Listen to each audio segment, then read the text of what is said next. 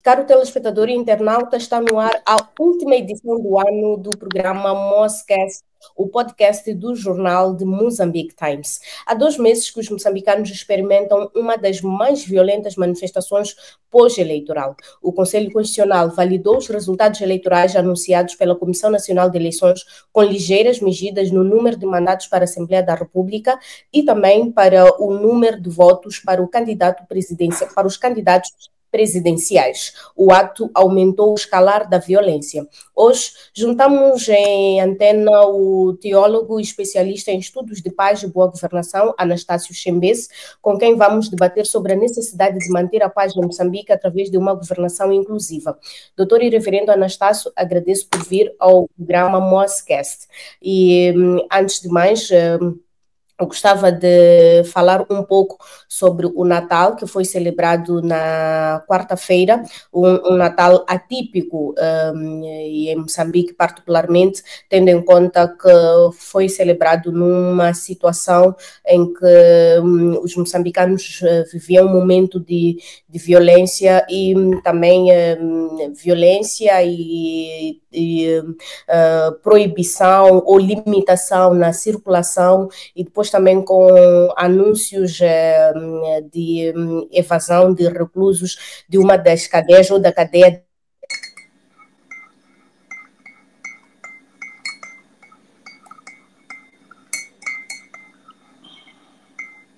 de máxima segurança que fica na... como é que olha para este Natal em específico e que implicações espirituais e emocionais podem sobretudo para os cristãos, ao passar o Natal, uma das maiores festas cristãs, num ambiente de conflito. Bom dia. Saudações. Bom dia e muito obrigado por esta oportunidade para estar aqui e podermos conversar um bocadinho em torno desta questão. Mas eu gostava de começar dando graças a Deus por tudo quanto tem feito em nossas vidas e particularmente por nos dar a oportunidade de refletirmos juntos, que é um sinal da sua graça e do seu amor, e aproveitar igualmente a oportunidade para transmitir uma mensagem de pesar para as famílias daqueles que partiram durante este período, com ou sem justa causa. Eles partiram, são famílias que estão enlutadas, são famílias que perdem membros, são famílias que ficam, portanto, reféns de algumas pessoas para sempre. Eu gostava de começar por lembrar o texto que foi usado no dia do Natal, que é o livro do Evangelho de João, capítulo 1, de versículo 1 a 14, que fala do verbo que se tornou carne. Na verdade, este texto nos lembra sobre aquilo que Deus sempre foi e como se manifestou e como se manifesta na vida dos cristãos, ao ponto de se identificar com a humanidade. Eu quero ler o último, quero ler 3 versículos, o 11, 12, 13 e 14, são 4 na verdade. Veio para o que era seu, mas os seus não o receberam. Contudo, os que o receberam, aos que creem em seu nome, deu-lhes o direito de tornarem-se filhos de Deus, os quais não nascem por descendência natural, nem pela vontade da carne, nem pela vontade de algum homem, mas nascem de Deus.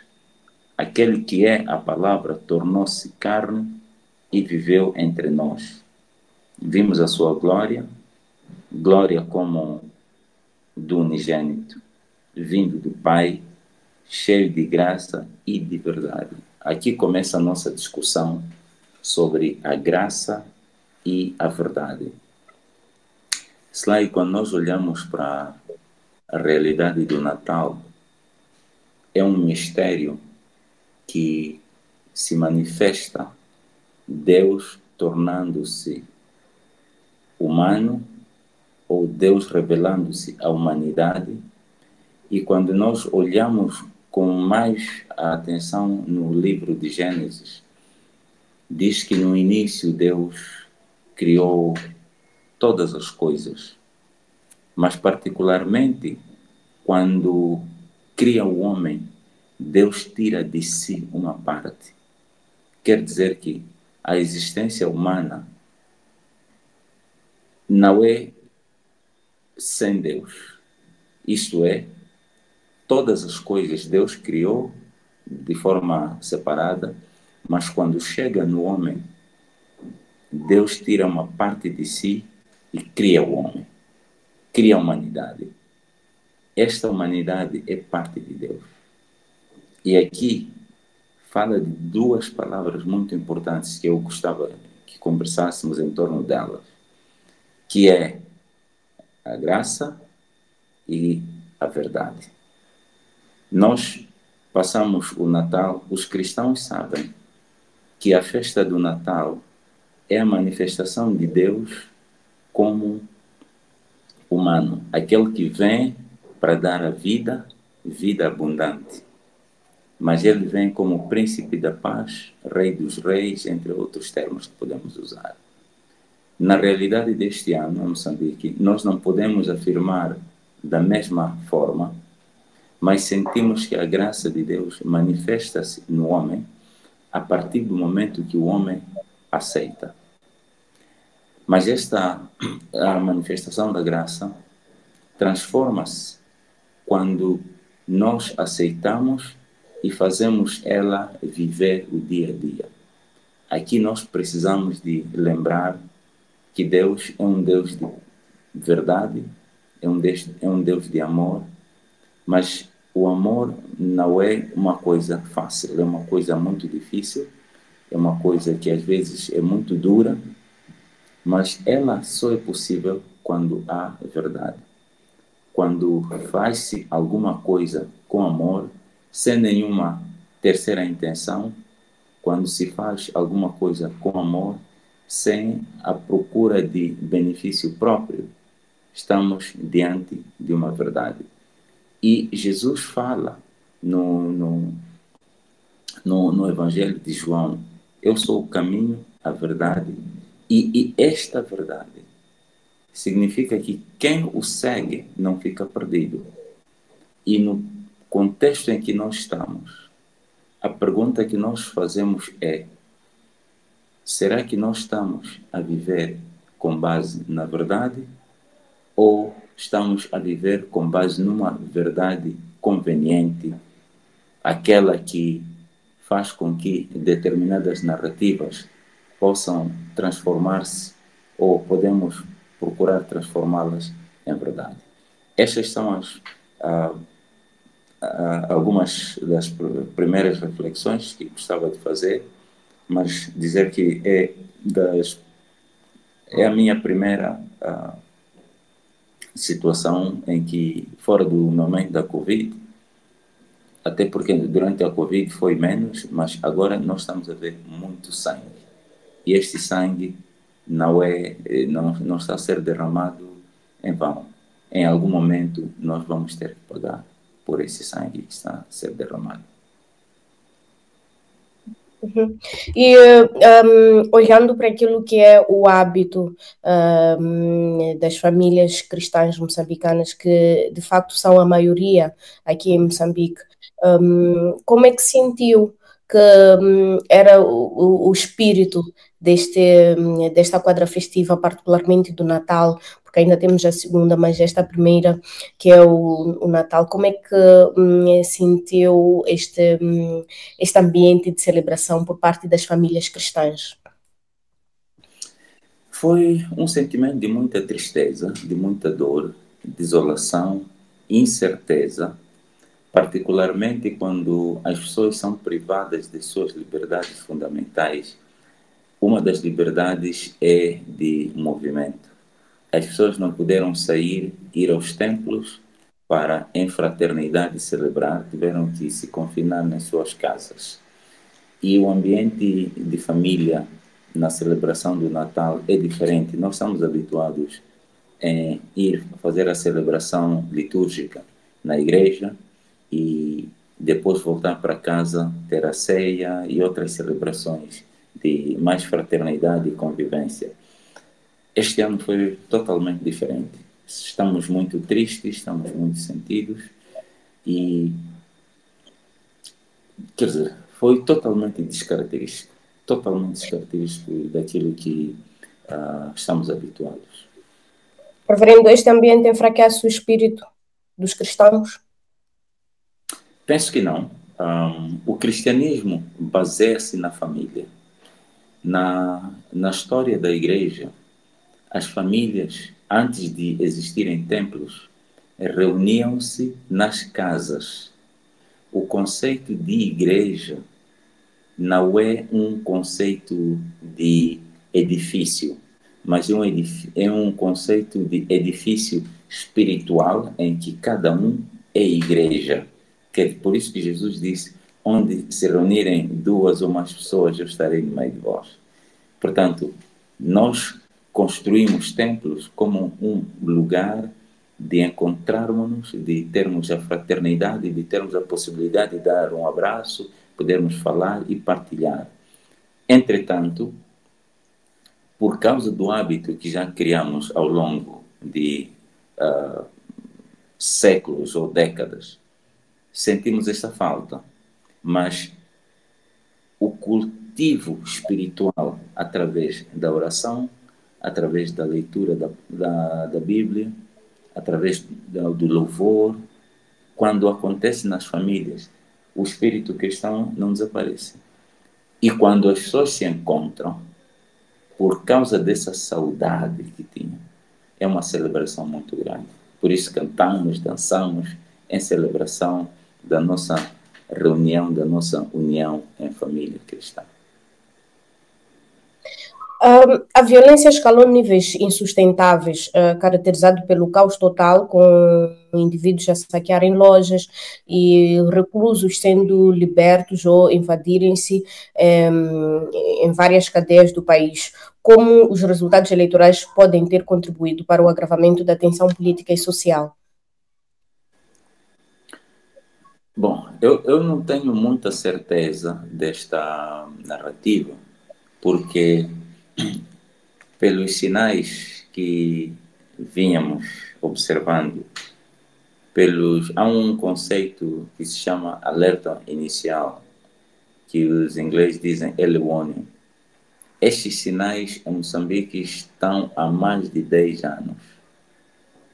Estamos sempre a alertar que a sociedade não está bem. Os anseios da sociedade não estão a ser tidos em conta e a forma como as respostas são dadas não são adequadas. O primeiro sinal que se viu foi uma desconexão, um cortar da ligação entre o topo e a base. Nós criamos o hábito de comunicar através de comícios. Os comícios não são meios de comunicação, são meios de divulgação de ideias, programas e tudo mais. Mas a comunicação entre os cidadãos é na base. Vimos há pouco tempo, durante a campanha eleitoral, e confesso que estou extremamente indignado, em que os líderes políticos desceram das suas viaturas luxuosas, desceram das suas de todo o aparato de segurança e foram ter com os cidadãos. Onde eles estão? Termina a campanha eleitoral, voltam para aquilo com o agravante de buzinar e dizer ao cidadão: sai da estrada porque eu tenho que passar. A minha pergunta é, afinal de contas, o que é cidadania? O que é que nós estamos a viver?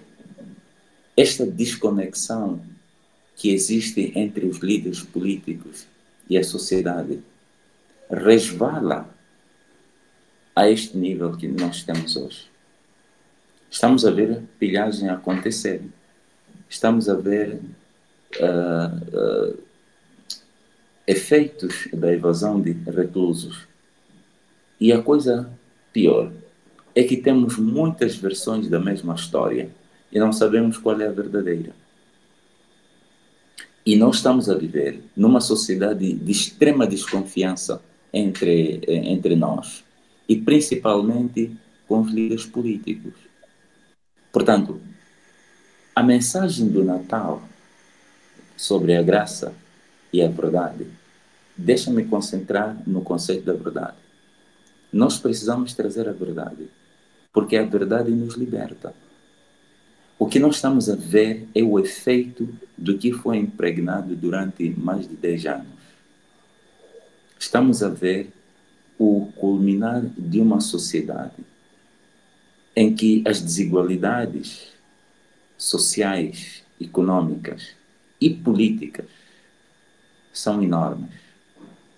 Estamos a ver o culminar de uma sociedade puramente legalista, em que, quando há um assunto, corremos para a lei, mas não perguntamos se a lei é justa ou não, se a lei está a favor do cidadão ou não.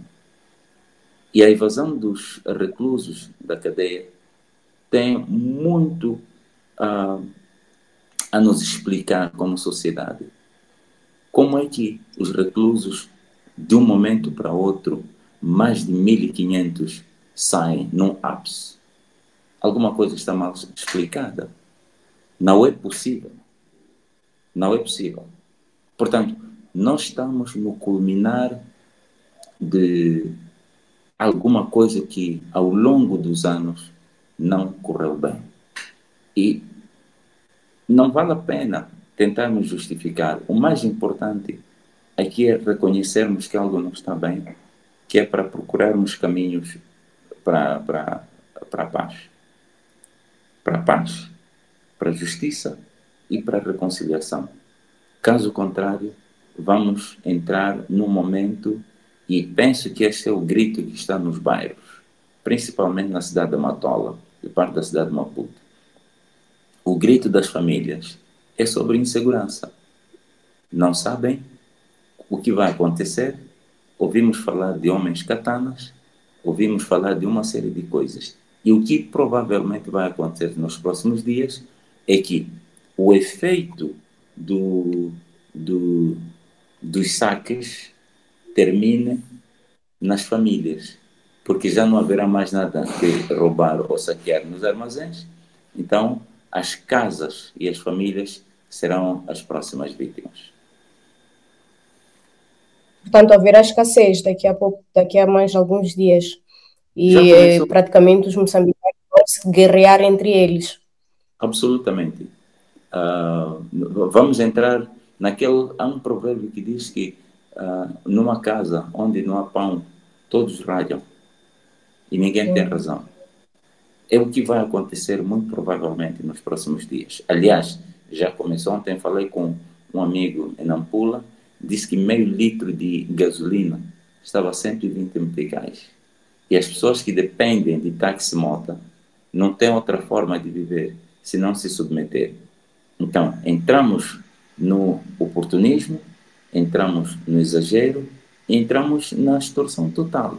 E transforma-se uma extorsão estrutural. E é isso que se chama violência estrutural. Nós não temos que lá chegar. Estamos quase a isso. Doutor, em algum momento falava que este cenário que que Moçambique está a viver agora já se antevia, e deu exemplo como o distanciamento dos líderes políticos, dos cidadãos, que essa tentativa de reaproximação por vezes é observada durante as campanhas eleitorais, mas quando este processo termina, há um distanciamento total entre estes dois atores, os políticos e os cidadãos. E numa entrevista que deu à revista Agora, defendeu que a maior dificuldade dos países é dominar as origens dos conflitos quando eles emergem. E está aqui a dizer que o problema atual não está, ou a origem deste conflito não está apenas nas questões eleitorais, mas também é este distanciamento, são problemas que foram se agudizando ao longo dos tempos. Para além deste conflito que estamos a viver agora, pode elencar outras consequências desta dificuldade de se perceber ou de se dominar a origem dos conflitos? Muito obrigado, Slade. Há um conceito muito importante que usa-se na área de estudos de paz e conflito, que se chama paz negativa e paz positiva. Vou começar com a paz positiva. É aquela em que os dividendos de paz transformam-se e usa-se um outro conceito chamado trickle down, quer dizer, os efeitos ou as consequências daquilo que acontece desde a base. Em Moçambique, muito pouco se sente o efeito da paz na sociedade. O que eu estou a falar? O que a sociedade quer são coisas muito básicas. Quer bom atendimento escolar. O nosso sistema de educação está cada vez mais a se degradar. A sociedade quer boas vias de acesso. As nossas estradas estão a se degradar cada vez mais e o tempo passa. Precisamos de cuidados de saúde. Nós não temos bons hospitais e nem temos em número suficiente. Mas, acima de tudo, não temos um sistema de saúde que nos ajude. Quando eu estou a falar de sistema de saúde, não estou a falar de hospitais. Estou a falar de um sistema de saúde que começa com a educação, que começa com as famílias, que significa prevenir e só ir à unidade sanitária quando absolutamente necessária. Nós não temos um sistema de justiça que é justo, em que a justiça e a justeza se revelam no cidadão. Isto é, nós não temos instituições que estão para defender os interesses dos mais pobres, dos mais vulneráveis. Nós sentimos que estas instituições, quando existem, promovem determinadas pessoas e promovem determinados grupos da sociedade. Nós não temos um sistema parlamentar que fala e traduz as necessidades e os anseios do povo. O nosso parlamento é um grupo de políticos que se juntam porque são eleitos por lista, estão ali, a partir do momento que estão ali, estão preocupados com seus próprios interesses, não com os interesses do povo. Porque se tivessem interesses do povo, eles votariam ao povo que os elegeu e ter momento de conversa. São alguns desses elementos que fazem o meu segundo elemento, que é o conceito de paz negativa. A paz negativa é isso que estamos a ver aqui em Moçambique. Estamos a ver que a maior parte das coisas que acontecem são vontades políticas. Nós não devemos viver de vontades políticas. Nós temos que viver de vontades sociais que os políticos pegam e transformam em programas para responder às necessidades desta sociedade. É isto que está a faltar. Por isso que eu falo de uma desconexão.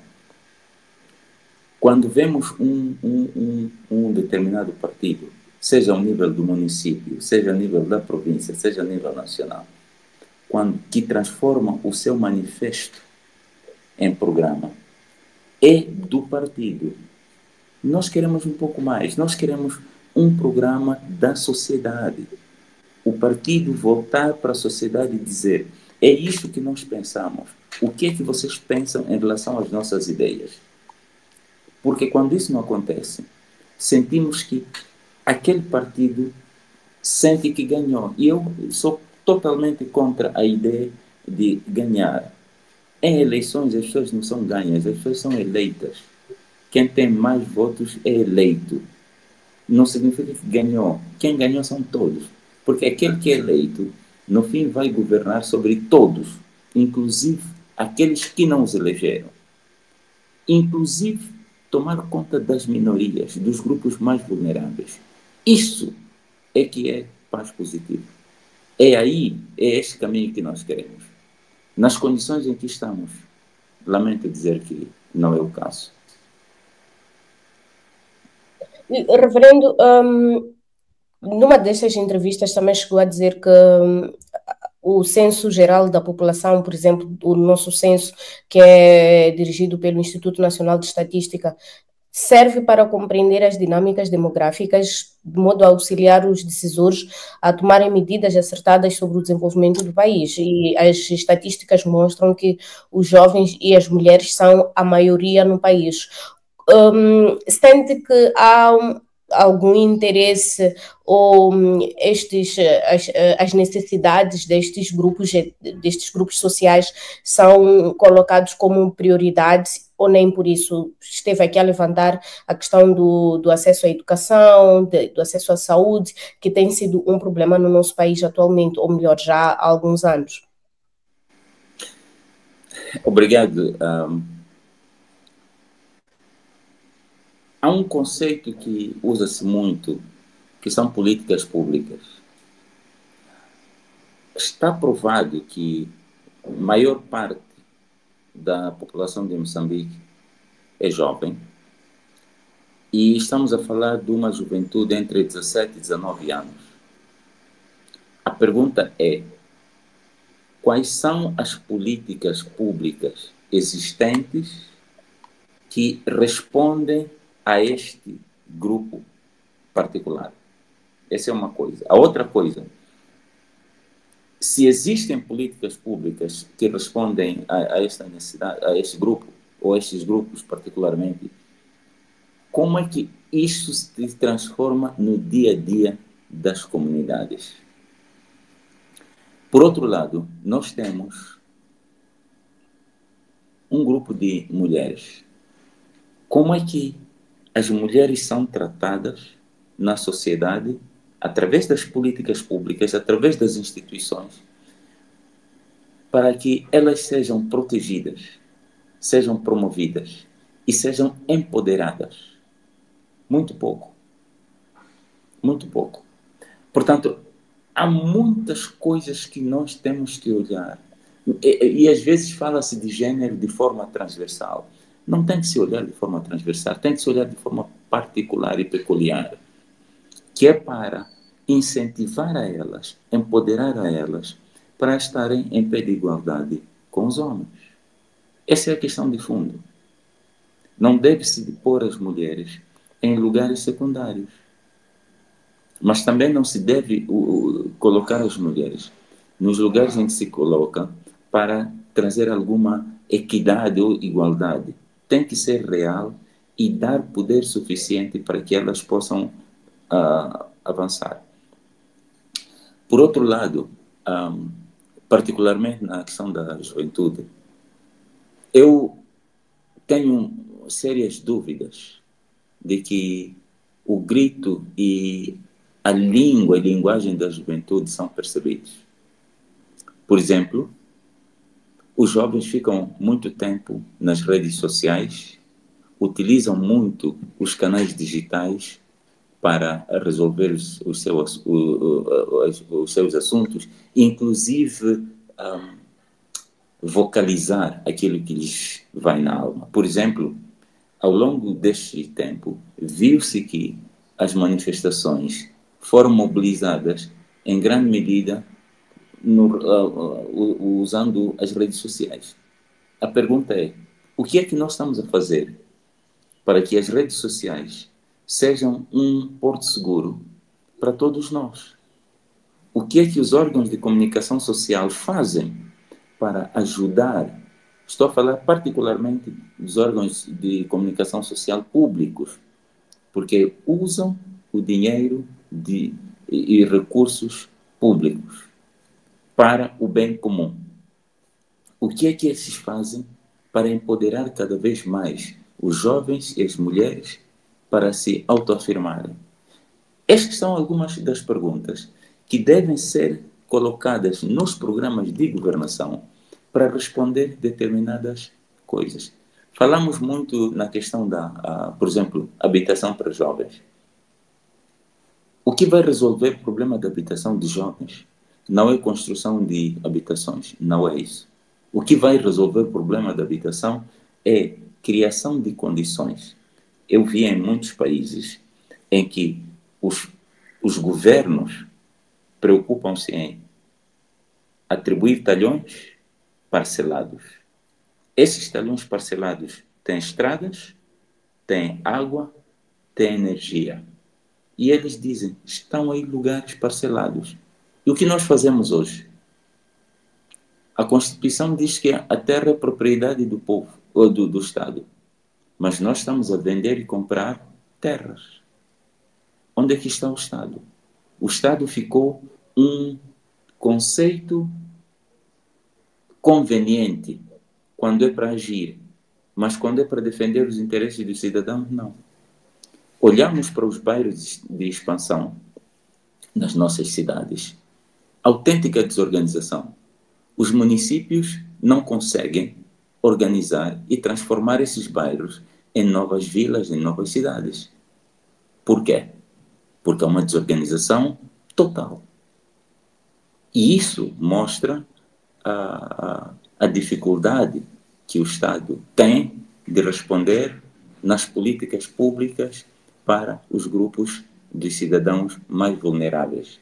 Estou a falar de jovens, estou a falar de mulheres. E se estes jovens crescem neste ambiente, lhes parece que é o normal. E se lhes parece que é o normal, eles não têm uma outra referência. Portanto, é uma questão extremamente crítica que nós temos que olhar para a nossa sociedade.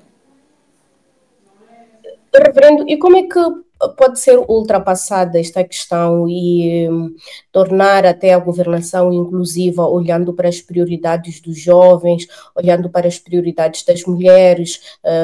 Os jovens clamam, por exemplo, por emprego, clamam por acesso à educação. Como é que os governos podem trabalhar de modo a tornar a sua governação inclusiva e priorizando aquilo que são as necessidades da maioria da população?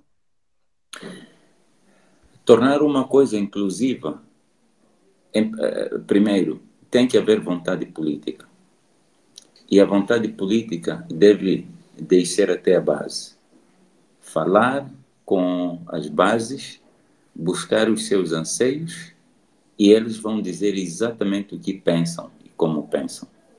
Depois de coletar uma amostra significativa, vai-se ter uma ideia clara do que é comum aos determinados grupos e, com base nisso, agir.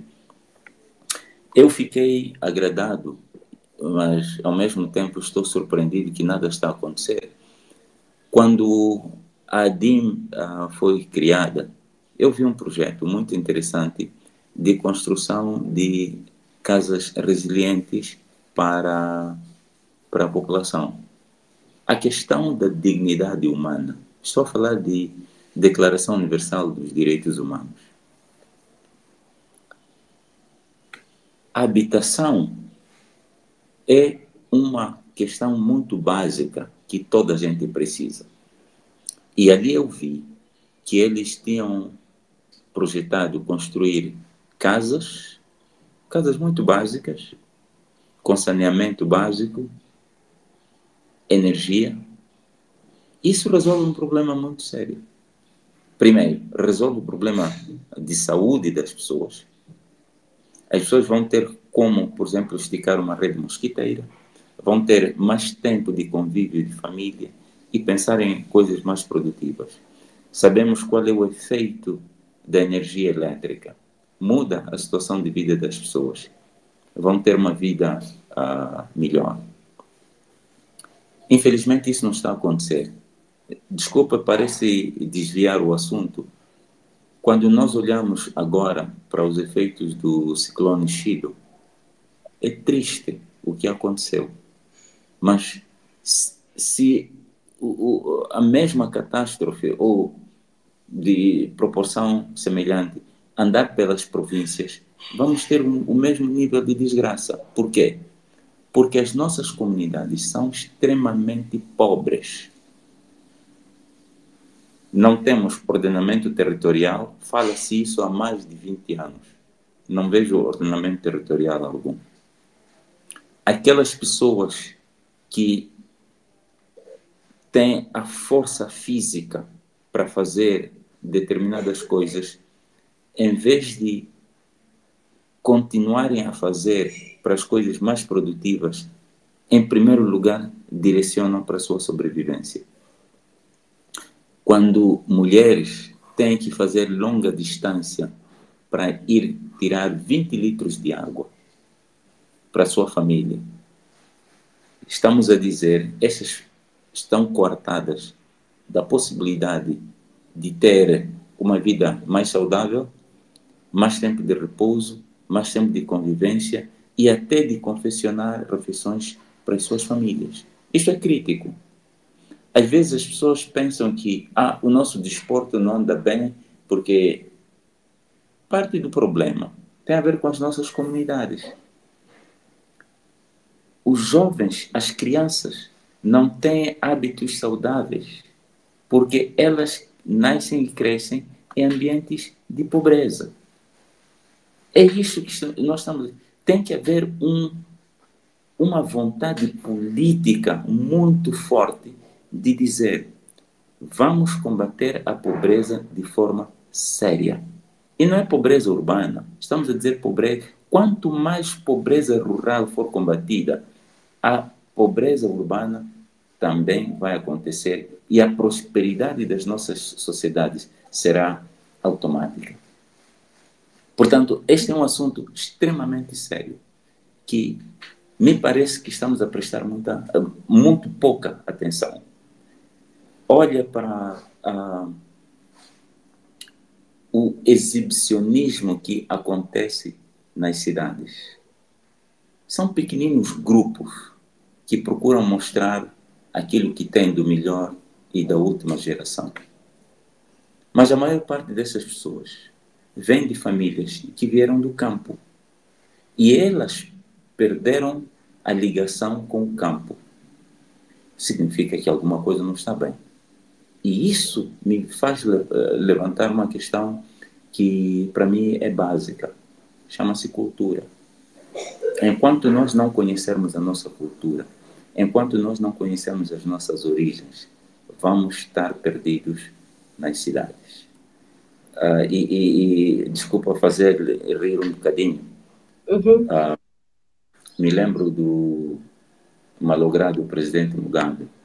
Dizia que o problema de muitos africanos é que, quando estão bem, primeiro, elas vêm do campo, estão nas cidades, prosperam e tudo mais, e até decidem, quando já estão ricas, sair dos seus países. Mas quando as coisas começam a andar mal, quando começam a adoecer e até quando morrem, querem ser enterradas nas zonas de origem. Mas na zona de origem não tem nada. É só um lugar para ir enterrar. E até a condição logística para a preparação do funeral não existe base. Isso nós não nos devemos orgulhar. É. Esteve aqui a falar sobre questões culturais e olhando também para o âmbito religioso, 90% dos moçambicanos são crentes. Como é que se explica, onde buscar a explicação para que crentes estejam a pilhar, estejam a roubar, estejam a saquear lojas e armazéns durante estes dias que estivemos a assistir? Falo do dia 23, mas também estamos a falar de crentes que, por outro lado, estão a matar as pessoas. Estamos a falar de crentes que discutem roubo de votos, enchimento de urnas. Doutor, o que é que está a falhar se nós somos 90% de crentes? Os moçambicanos, na sua maioria, são crentes, quase todos, e estamos a assistir crentes a cometerem este tipo de crimes. O que é que está a falhar? Nós estamos a falar de crentes que não são verdadeiros. Estamos a falar de crentes que não são verdadeiros. O texto que eu li de João fala acerca da verdade. Lembramos aquilo que Jesus disse: eu sou o caminho, a verdade e a vida. Quer dizer que, se nós estamos num determinado caminho, seguimos a verdade, temos vida. Mas não é qualquer vida. Jesus disse que o ladrão vem para destruir, vem para saquear, vem para fazer isso. Mas eu vim para que vocês tenham vida e tenham a vida em abundância. A minha pergunta é: se tudo isso que está a acontecer acontece, alguém tomou decisão? Ou alguns tomaram decisão? E se esses que tomaram decisões são crentes, significa que eles faltaram à verdade. E quando começa a faltar a verdade, num determinado ponto, não pensa que a verdade vai acontecer ao longo do percurso. Aquilo que nós estamos a ver, saques, pilhagens, não sei quantas, são consequências. O verdadeiro problema, nós temos que sentar, primeiro, reconhecer que estamos errados. Esse é o primeiro passo. O segundo passo, fazermos compromisso de que queremos lidar com o assunto. Depois de fazermos esse compromisso, temos que colocar a nossa agenda de lidar com o assunto, para depois sentarmos à mesa e dizer: esses são os pontos, e enquanto nós não dissermos ou não reconhecermos que estamos errados e pedirmos perdão, a própria Bíblia diz: se o meu povo, aquele que é chamado pelo meu nome, se ajoelhar, se arrepender e orar, ele terá perdão. Não é possível nós reconciliarmos, não é possível nós termos qualquer forma de libertação sem um verdadeiro arrependimento, um verdadeiro perdão mútuo e um verdadeiro abraço para ir à frente. O que nós estamos a fazer? Estamos a viver de forma cíclica, da mesma maneira. Estamos a viver numa sociedade. Eu não estou a falar do ponto de vista político, eu estou a falar do ponto de vista de sociedade. Estamos a viver numa sociedade em que nós vamos nos aldrabando, vamos nos enganando, vamos fazendo isso e aquilo. E no final do dia, aquilo que os políticos fazem é resultado do que a sociedade produz. Os políticos são fruto da sociedade. Portanto, nós temos que olhar de forma muito crítica este assunto. Aquilo que nós estamos a viver, o que acontece nas igrejas, por exemplo. O que acontece, vemos, infelizmente, pancadaria, vemos roubos, ouvimos que esta ou aquela denominação está envolvida em escândalos, disso e daquilo. E onde é que está a verdade? Como é que isso vai transformar em confiança para a sociedade? É quase impossível. É quase impossível. Ao longo da cidade de Maputo, por exemplo, em cada pelo menos 300, 400 metros, tem um templo, tem uma mesquita, tem qualquer lugar de culto ou de adoração. Experimente deixar seu carro lá fora, com o vidro aberto. 5 minutos. Fica vandalizado. E este não é assunto de hoje. O que significa? Que é um problema da sociedade que carcomeu os círculos políticos e carcomeu os círculos governativos. Onde é que estão as instituições desde que isto começou? Na definição clássica do Estado, temos governo, temos judiciário e temos o legislativo. Estes 3 órgãos não apareceram, cada um em seu momento dizer que alguma coisa não está bem e agir. Deixou-se tudo nas mãos do governo. Será que isso é correto? Onde é que estão os outros órgãos do Estado? Aquilo que nós chamamos de órgãos complementares do Estado. A sociedade civil, a imprensa, de forma unânime, virem falar. De forma veemente, vimos pouco. Inclusive, as confissões religiosas falaram de forma titubeante. Portanto, nós todos, sem exceção, nós estamos comprometidos com este problema. E temos que reconhecer que parte do problema somos nós. E a forma de resolução do problema é a nossa aceitação e pedido de perdão para começarmos a avançar. Portanto, reverendo, todos nós, como sociedade, somos coniventes diante desta crise que se instalou e vem se agravando ao longo dos últimos 2 meses. Falo desde 21 de outubro, que iniciaram as manifestações em Moçambique, e hoje, 27 de dezembro, ainda não temos nem sinal de uma melhoria, e não sabemos para onde é que o nosso país está a caminhar. E por falar em sinais de melhoria, o Moscast sabe que o reverendo fez parte de um grupo que esteve a mediar o diálogo entre o governo e a Renamo para a desmilitarização do partido Renamo.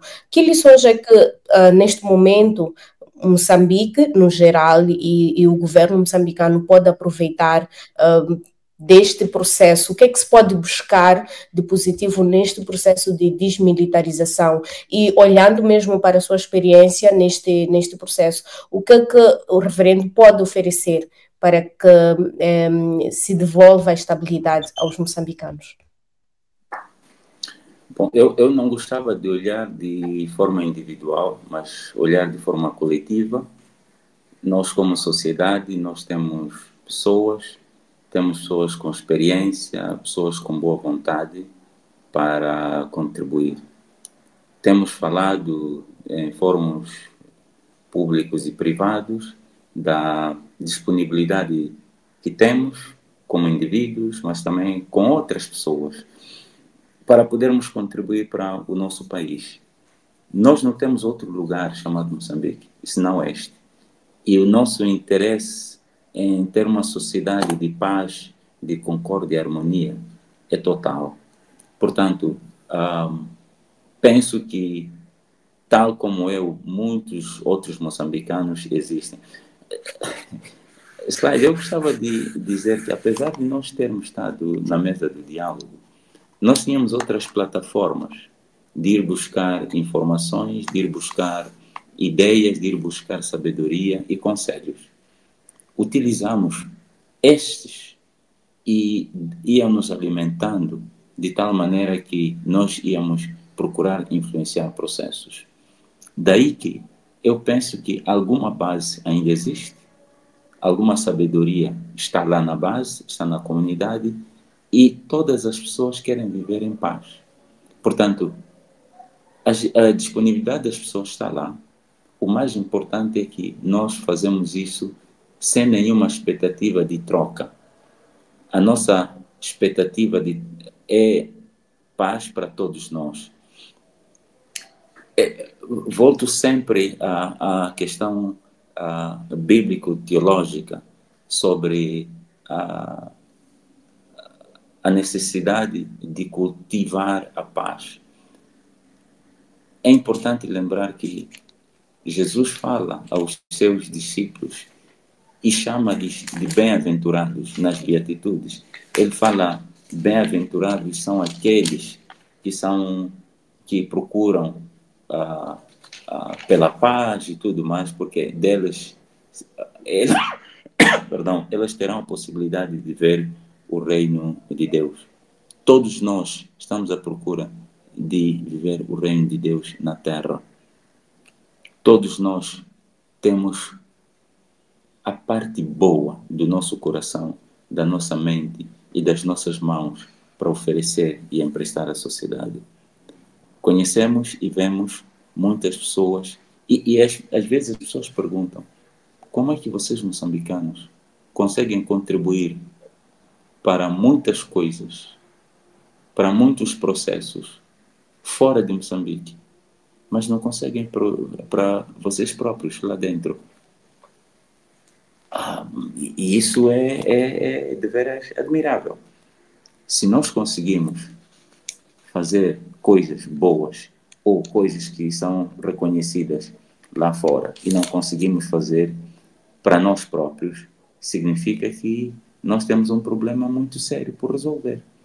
E esse problema, em grande medida, tem a ver com interesses. Eu gostava de elencar 5 coisas que são importantes neste processo todo: a comunicação, a estrutura, os valores, o relacionamento entre tudo isso que nós estamos a fazer, todos nós. E, acima de tudo, a vontade de ver isto a mudar. Se nós não olharmos, há uma coisa que se chama ciclo de conflito. Se nós não quisermos e se não quisermos mudar de forma estrutural, a violência vai ser parte da estrutura do Estado moçambicano, o que não é desejável. Esta manhã recebi com muita tristeza uma imagem de uma fábrica de chá no Socone, no posto administrativo de Socone, no distrito do Huila. Há uma fábrica de chá que tinha sobrado das 3 que lá existiam. Atearam fogo. Aquela fábrica, ou aquela unidade de produção, empregava mais de 1.000 trabalhadores. A pergunta é: o que vai acontecer com mais de 1.000 pessoas? E quem é que ganha com tudo isto? Claramente que o país é que perde. Aquelas famílias, a partir de amanhã, vão sentir o efeito nefasto disso. Portanto, nós estamos a estruturar a violência como uma forma de ser e estar. Não é correto. Sejamos pacificadores, porque nós, ao sermos pacificadores, seremos chamados filhos de Deus. E essas bem-aventuranças têm que olhar para questões da justiça, para que o reino de Deus na terra se manifeste. E já não é a altura o governo e os partidos políticos, incluindo o Podemos, sentarem para buscarem uma solução de forma concreta, começar-se a estudar uma via para a paz e reconciliação nacional. E depois também, a par disto, não é a altura já de Moçambique envolver a comunidade internacional para a reconciliação nesta fase em que nos encontramos? Isso é de ontem. falou-se, muita gente fala acerca disso. A questão da paz, a questão da estabilidade, a questão do progresso do país não é de partidos políticos, é da sociedade. Se nós pegarmos o número de membros dos partidos políticos e juntar, provavelmente não chega a metade, todos os partidos políticos, não chega a metade dos moçambicanos. Então, se recorda, eu falei da necessidade de toda a sociedade estar envolvida na discussão de que Moçambique nós queremos. Eu penso que nós temos que entrar numa outra discussão muito mais profunda sobre o sentido do Estado democrático. O Estado democrático em que nós olhamos acima dos partidos políticos. Não interessa qual partido governa, mas o Estado moçambicano, democraticamente constituído, democraticamente governado, prevaleça. Não interessa quem venha. Olhe para os países ocidentais. Eles o que fizeram foi, ao longo dos anos, criar estruturas que não interessa qual dos partidos esteja a governar. As pessoas até, muitas das vezes, não sentem o efeito político direto dos partidos, porque as instituições funcionam. No nosso caso é o contrário. No nosso caso é totalmente o contrário. O efeito político nas instituições é muito mais forte do que o efeito institucional. Quer dizer que quando não há um comando político, até vamos lá dizer, um procedimento administrativo normal não funciona. Isso está errado. Vimos países que ficaram sem governos eleitos durante 1 ano ou 6 meses. As instituições funcionaram normalmente. As pessoas a viajarem, irem tratar negócios nesses países e voltarem. Os investimentos a acontecerem. E o que é que está a faltar em nós? Está a nos faltar vontade política da separação dos poderes. Na constituição de instituições cujos mandatários, ou vamos lá, desculpa, não mandatários, cujos aqueles que estão em frente sejam puramente tecnocratas e não políticos. Precisamos das figuras políticas ao mais alto nível, mas ao nível de base de fazer as coisas acontecerem, precisamos mais de nível técnico. É isso que nós estamos a precisar. E de uma forma imediata, o que é possível fazer para o restabelecimento da paz? Vontade política. Se a vontade política prevalecer, é só chamar. As pessoas vão para lá. Dos partidos políticos, da sociedade civil, de vários grupos de cidadãos, vão para lá e vão dar as suas ideias. Quem é que faz a economia da nossa sociedade? São os próprios cidadãos. Nos bairros, nos mercados, quem está? São os próprios cidadãos. E os cidadãos sabem o que querem. Portanto, é preciso haver vontade política clara e uma convocação para tal. As pessoas estão lá disponíveis. Essa é a minha convicção. E fala de vontade política, e olhando para aquilo que são as instituições e as nossas leis, quais são as reformas que acha que são necessárias para o estabelecimento da paz? Podem ser reformas legais, institucionais e por aí fora.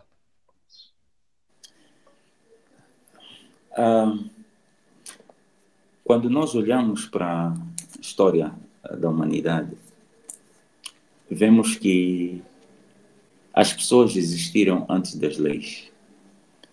Quando nós olhamos para, por exemplo, a história bíblica, vemos a disputa entre pessoas, Miriam, Arão, contra Moisés, até o ponto de Moisés lhes partilhar os 10 mandamentos. Quando nós olhamos para a nossa sociedade, a situação não é diferente, em que nós temos pessoas temos sociedades pacíficas, e quando começa alguma forma de desordem, as normas começam. Está claro que a origem deste caos, vamos lá dizer, o epicentro deste caos foi o processo eleitoral. Mas mais do que isso, é preciso nós termos vontade de criarmos uma sociedade equilibrada, equitativa e de equidade, em que os mais fracos são empoderados para ser fortes e os mais fortes usam a sua força para puxar os mais fracos. Daí que um dos exemplos é que todo o pacote eleitoral tem que ser revisto ou refeito. O desenho das nossas instituições políticas e públicas deve ser refeito à medida da sociedade que temos. Há muitas instituições que existem que sente-se pouco impacto. E penso que é o momento de se fazer reformas profundas, mas com consciência de que os efeitos não vão ser imediatos. Podem levar algum tempo para dar algum efeito. Mas também é preciso que nós tenhamos consciência de que precisamos de fazer algum sacrifício. Não é a política que vai resolver o problema da sociedade.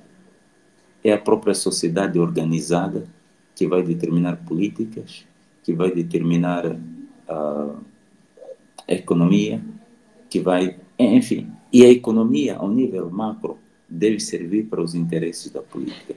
Eu estive a conversar com alguém que esteve em Timor-Leste e disse que, apesar de ser dos países que foi independente há muito pouco tempo, o nível de progresso é muito grande, porque usam-se os recursos, vamos lá dizer, os benefícios dos recursos naturais para a sociedade. Em Moçambique, nós ainda estamos a dormir. Nós temos recursos naturais abundantes e nós temos que repensar os modelos de investimento que devem ser feitos perdão, e na forma de negociação com os investidores. Lembrando que os recursos naturais são de Moçambique. A tecnologia pode ser estrangeira, o conhecimento pode ser estrangeiro, mas o maior recurso está aqui. Então, é preciso tirar isto e beneficiar a sociedade. Quando isso acontecer, os efeitos econômicos estarão na sociedade. E será esta sociedade que vai procurar defender e promover os recursos. Eu uma vez estive a conversar com o pessoal da Twig Mining, aquela fábrica de grafite de Balama, e eu perguntei qual era a possibilidade de estabelecer uma pequenina unidade de processamento ou de produção com base no grafite para outros derivados. Por exemplo, o lápis de carvão, sabemos que faz-se com ele, faz-se lápis proveniente de grafite, entre outras coisas. Eu penso que há muitas coisas que devem ser feitas e podem ser feitas desde o momento que nós tenhamos a vontade política disso acontecer aqui no país. Não deve ser um problema legal. Em primeiro lugar, deve ser um problema de vontade. Depois de determinar-se a vontade, a lei vem. Portanto, é um pouco disso que eu penso que a nossa sociedade precisa e deve ser um esforço conjugado para isso acontecer. Referendo mesmo para terminar, uma mensagem de paz e de esperança para os moçambicanos neste momento de crise pós-eleitoral e numa altura em que há muita incerteza, e paira também a insegurança e fala-se de mortes, muitas mortes. Já estamos na casa de 200 mortes em 2 meses. Uma mensagem mesmo de esperança, de renovação espiritual para os moçambicanos. Há uma passagem que diz que leva contigo o meu nome, o nome de Jesus, o Salvador. Ele dá conforto, ele dá esperança. Aqueles que esperam no Senhor renovar-se-ão. E apesar de estarmos a viver em momentos muito difíceis, que tenhamos um coração aberto, um coração de fraternidade e um coração de apoiar o mais próximo. Lembremos-nos, este não é um problema do outro, este é o meu problema. A desgraça que Moçambique está a viver é a minha desgraça. A desgraça do meu vizinho é a minha desgraça. E aí voltamos para o texto, que no princípio a palavra estava com Deus, a palavra era Deus, e ele estava com Deus no princípio. Portanto, veio para o que era seu, isto é, veio para todos nós, veio, e aqueles que receberem, que recebam de mãos abertas, conselhos, ideias, mas acima de tudo, ouvir o que a voz do coração diz. Que recebamos essa voz do coração como a voz de Deus, que acreditemos no nome de Deus que nos salva e que acreditemos que a palavra de Deus, que no mistério do Natal veio à humanidade, ele venha em glória como unigênito, vindo do Pai, cheio de graça e cheio de verdade. E que nós sejamos uma sociedade de paz, harmonia, mas para lá chegarmos, temos que ser uma sociedade de verdade, de justiça, de reconciliação e de perdão mútuo. A minha oração é que tenhamos coragem de uma convocação política para um momento de oração conjunta, de pedido de perdão conjunto, de introspeção conjunta, que é para decidirmos e desenharmos os rumos do futuro. Porque esta nação é e pode ser próspera, ela é como qualquer outra, e ela está nas mãos de Deus. Caro telespectador e internauta, esta foi a última edição do Moscast, um programa do jornal The Mozambique Times. Foi um prazer estar consigo ao longo destes 3 meses e esperamos contar com a sua companhia no ano 2025. Até lá!